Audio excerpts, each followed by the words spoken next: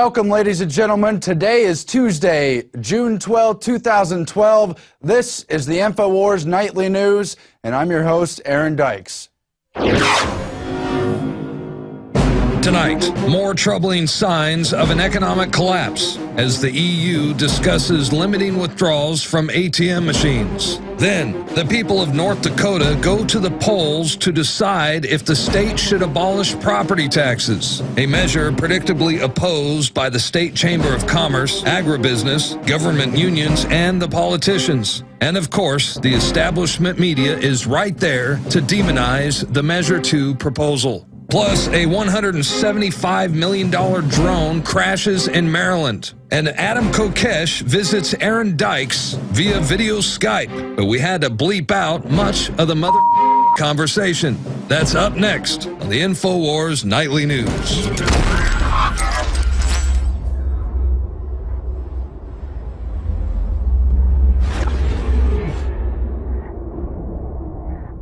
Tonight in the news, the European Union is planning a police state-type lockdown. Kurt Nimmo has the story about how European Union apparatchiks are planning currency controls in the event that Greece leaves the euro ahead of their vote coming up next week on June 17th. It is basically a scare tactic, but also another excuse for greater control. It's all being coordinated, of course, at the European Commission level. They're recommending everything from clamping down to ATMs and more. It's, of course, also in the Associated Press and other big wire news services. EU movement of money and people can be limited, while the EU discusses, quote, limiting ATM withdrawals. On the one hand, this is the kind of bank holiday stuff Gerald Celente and other economic experts have been talking about for literally years now. On the other hand, it is what can we do to the people to make them not want countries to leave the Europe? It's to turn public tide against going against the EU, which is obviously authoritarian. They're openly so, and they're sending a signal to smaller nations not to buck the system, just to accept the austerity, accept the wage controls and everything else that comes with it.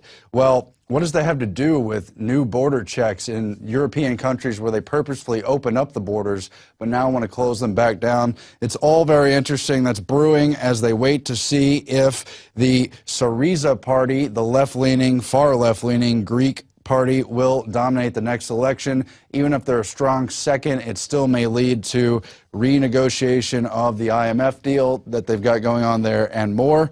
Something to watch for. Of course, Italy just had a bank holiday yesterday. Spain is right in the middle of its big bailout deal. None of this is going to solve the problem other than to implement the austerity that the IMF, that the European Union Commission, and the other technocrats who converge around Bilderberg want. It's no coincidence this is all happening just after that big meeting.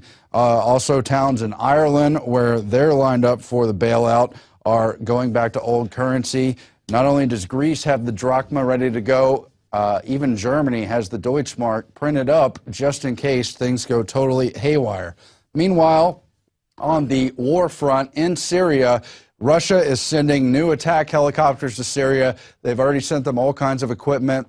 Russia has its only big military base in the Middle East on the Mediterranean Sea right there in Syria. So you can't separate the big bear from the Syrian tension, and you also can't separate it from Iran, Turkey, any of it. They're saying all of them could enter into a war if it becomes a protracted civil war.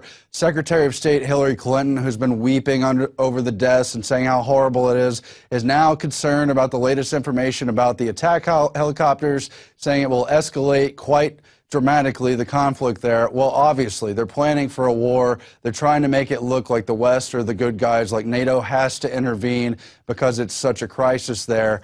But we knew all along it was just the next domino to fall. It is part of the, quote, path to Persia. We know they want a war with Iran sometime. The question is, how do they get there? Well, you have to deal with Syria, Hezbollah, and the rest of it first. And these tensions are right there. Of course, Basma Kodmani, a big Ford Foundation, United Nations, Western operative, was just at the Bilderberg meeting. Another big signs that those tensions are about to escalate into all-out war or another Libya-style intervention where tens of thousands die, but it's somehow still humanitarian. Not a war, maybe kind of a kinetic action. Interesting news in North Dakota. They're voting today. We will see probably tomorrow whether or not this passes. A measure to dump property taxes. And all the officials there are freaking out. They're saying this is going to destroy the government. What will they do? Well, they have other ways of raising funds. I'm not an expert on this issue, but clearly property taxes does get in the way of our property rights, part of that life, liberty, and pursuit of happiness guaranteed to us under the Constitution.